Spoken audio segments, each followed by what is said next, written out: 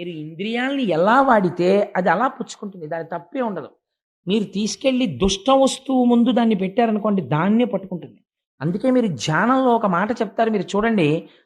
దీపం వంక మీరు అలా చాలా సేపు చూసి కళ్ళు మూసుకున్నారనుకోండి. వెంటనే దీపశిఖ కళ్ళల్లో కనపడుతుంది. మీరు ఇంద్రియాలతో ఏ వస్తువుని తాదాత్మ్యతతో జాగృతిలో చూశారో దాన్నే స్వప్నంలో కూడా చూపిస్తూ ఉంటుంది సాధ్యమైన త్వరలో. సంస్కారము కూడా దాన్ని బట్టి వస్తూ ఉంటుంది.